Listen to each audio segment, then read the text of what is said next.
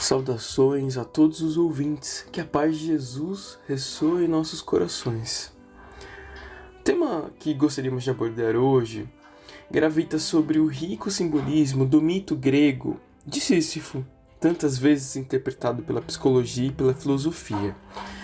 Nessa ocasião, tentaremos relacionar alguns aspectos dessa simbologia com os conceitos da doutrina espírita. E, por incrível que pareça, o próprio espírito Joana de Ângeles também abordou esse mito em suas obras, como se afere do livro Desperte e Seja Feliz, psicografado por Divaldo, onde ela relaciona esse mito com a necessidade da inteireza moral da criatura diante dos deveres. Segue o seguinte trecho, abre aspas. A quase totalidade das criaturas humanas, diante dos desafios, invariavelmente posterga as soluções de profundidade, tomando decisões apressadas que não resolvem os problemas. Ou, quando tentam equacioná-los, fazem-no de tal forma que dão surgimento a futuras dificuldades. O fato decorre da ausência de inteireza moral, do receio de aprofundar o exame das causas que geram as aflições e do medo de enfrentá-las com decisão firme. Diante de qualquer atividade, torna-se imprescindível a decisão consciente, portadora de amadurecimento, que permite a identificação dos defeitos, assim como a maneira mais eficaz para canalizá-los. Conta a mitologia grega que Sísifo, rei de Corinto, necessitava de águas de nascentes para suas áridas terras. Por meios inconsequentes, ele tomou conhecimento que Egina, filho de Ásopo, deus das fontes, fora raptada por Zeus, que a mantinha prisioneira. Rogando ajuda a Ásopo para suas vinhas e terrenos, revelou-lhe o segredo, ganhando nascentes generosas, porém desagradou a Zeus, que mandou a morte buscá-lo. Quando foi visitado pela mensageira do infortúnio, elogiou-a, decantando-lhe a beleza e pediu-lhe licença para colocar no seu pescoço um precioso colar. A morte, enganada, permitiu, e Sísifo aplicou-lhe uma coleira, aprisionando-a. Por sua vez, Plutão, deus das almas e do inconsciente, irritou-se, e Marte, o deus do comércio e da guerra, porque ninguém mais morresse, intercederam junto a Zeus, para que tomasse providências. Ele libertou a morte e mandou arrebatar a vida do infrator. Sentindo-se morrer, Sísifo pediu à esposa que lhe não sepultasse o corpo. E quando foi levado a Zeus, arengou o estratagema de que necessitava voltar à terra por um dia para exigir as homenagens devidas ao seu corpo que lhe não haviam sido tributadas. Zeus o permitiu. Chegando ao lar, reassumiu o corpo e fugiu em companhia da esposa. Um dia, porém, foi aprisionado por Hermes, que o conduziu à morte. Levado à presença de Zeus, que o reconheceu, este o penalizou com a punição de rolar uma pesada pedra rochedo acima, a fim de colocá-la no acume. Sempre quando estava prestes a consegui-lo, a pedra lhe escapulia da mão e rolava a montanha abaixo, exigindo-lhe repetir sem cessar o trabalho intérmino. O que deves fazer? Realiza o bem a fim de lograres o êxito pleno.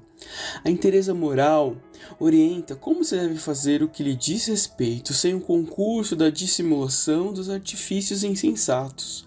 O conhecimento do dever estimula a sua desincumbência correta. O êxito, portanto, resulta das soluções reais dos problemas existenciais, sem prejuízos para o próximo ou adiamentos para si mesmo. Fecha aspas. Bom, de fato, o mito de Sísifo é a história de um astucioso homem que trapassa a morte usando astúcia e delitos, sendo castigado pela divindade a rolar incessantemente uma pedra até o cume de um morro. A imagem simbólica que mais desperta a atenção desse mito é a parte final, geralmente associada ao aspecto punitivo do trabalho repetitivo. Vamos a algumas reflexões. Os mitos são histórias construídas a partir de elementos da realidade vivenciada cotidianamente, que objetivavam expressar a autocompreensão humana. embora tenham sido desmistificados pelas ciências históricas, os mitos revelam uma função simbológica que nos remete a experiências existenciais. Por isso, a interpretação do mito de pessoa para pessoa varia. Isso porque todo mito pode expressar alguma esperança ou algum medo. No mito de Sísifo, numa interpretação focada na parte final da história, poderíamos reconhecer uma experiência do homem aparentemente empenhado num trabalho vão, inútil, mas que também não se deixa dissuadir de seus esforços. Podemos também alcançar outras interessantes interpretações a partir de alguns questionamentos. Será que o esforço de Sísifo deixaria de ser vão, inútil, se conseguirmos ver não apenas a repetição, mas também a mais leve mudança? Será que Sísifo deveria rolar a pedra até o cume e terminar a tarefa? Bom, para uns, a temática simbológica de Sísifo seria a vida do homem, a da resignação, da perseverança, do trabalho. Para outros, a temática seria a penalização, o castigo penoso e pesado da pedra que todos devemos sustentar repetitivamente. Mas por que há pessoas que temem a repetição? A ordem da natureza não é cíclica, repetitiva, um afluxo contínuo? E por que há pessoas que temem o trabalho? O trabalho de burilamento do espírito não é um sacrifício de orgulho, do egoísmo e de vaidade incessante? Já que estamos tentando ressignificar, reinterpretar o mito de Sísifo à luz da doutrina espírita, nada mais pertinente do que evocar a ideia do trabalho contínuo da nossa própria evolução. Nascer, viver, morrer, renascer e ainda progredir. Sempre tal é a lei, conforme diz a célebre frase esculpida no túmulo de Kardec. O espírito André Luiz, no livro Evolução em Dois Mundos, psicografado pelo Chico, nos esclarece que, abre aspas, com a supervisão celeste, o princípio inteligente gastou desde os vírus e as bactérias das primeiras horas do protoplasma na Terra, mais ou menos 15 milhões de séculos a fim de que pudesse, como ser pensante, embora em fase embrionária da razão, lançar as suas primeiras emissões de pensamento contínuo para os espaços cósmicos. Fecha aspas. 15 milhões de séculos. Uma vez conquistada a consciência do espírito, o trabalho do progresso evolutivo não cessa. Inicialmente evolui da predominância da matéria sobre o espírito para a predominância do espírito sobre a matéria.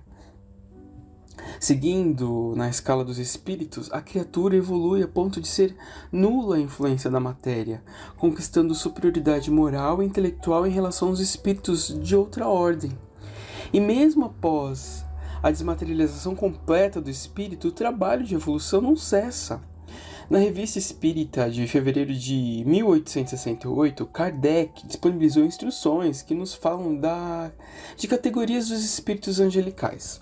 O espírito Lacordaire nos esclarece que, abre aspas, ao lado de Deus estão numerosos espíritos que chegaram ao topo da escala dos espíritos puros, que mereceram serem iniciados em seus desígnios para dirigirem a execução.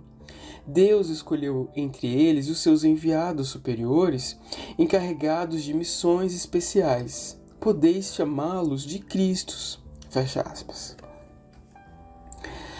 Diante desses ensinamentos, podemos antever a jornada de trabalho que já percorremos e que ainda temos a percorrer. Trabalho esse sobre nós mesmos, contínuo, progressivo, incessante e imortal. E por que há pessoas que temem o aspecto do suposto fracasso do mito de Sísifo?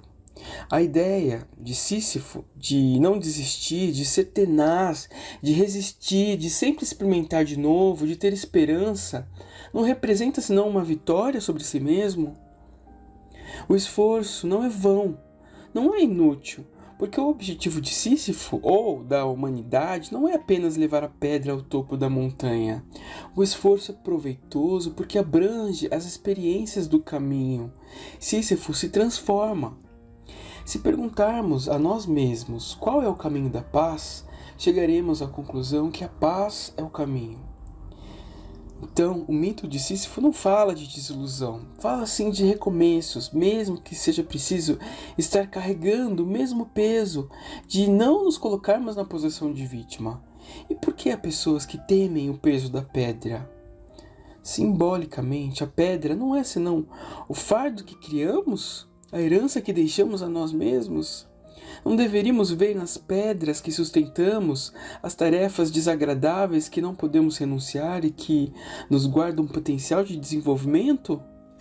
Sob essa perspectiva, Leon Denis nos explica no livro O Problema do Ser do Destino da Dor o seguinte, abre aspas, enfim, é preciso saber suportar todas as coisas com paciência e serenidade, seja qual for o procedimento de nossos semelhantes para conosco. Não devemos conceber nenhuma animosidade ou ressentimento, mas ao contrário, saibamos fazer reverter em benefício da nossa própria educação moral todas as causas de aborrecimento e aflição. Nenhum revés poderia atingir-nos se, por nossas vidas anteriores ocupadas, não tivéssemos dado margem à adversidade. É isto que muitas vezes se deve repetir. Chegaremos assim a aceitar todas as provações sem amargura, considerando-as como reparação do passado ou como meio de aperfeiçoamento. De grau em grau chegaremos assim ao sossego de espírito, à posse de nós mesmos, a confiança absoluta no futuro que dão a força, a quietação, a satisfação íntima, permitindo-nos ficar firmes no meio das mais duras vicissitudes. Fecha aspas. A temática de Sísifo é consoladora. Se pudermos compreender que as pedras têm um sentido existencial e que evoluímos quando aprendemos a lição subjacente às dificuldades, poderemos então erguer nossas pedras quando chegar a hora, confiantes na justiça misericordiosa divina, que nunca coloca fardos pesados em ombros fracos.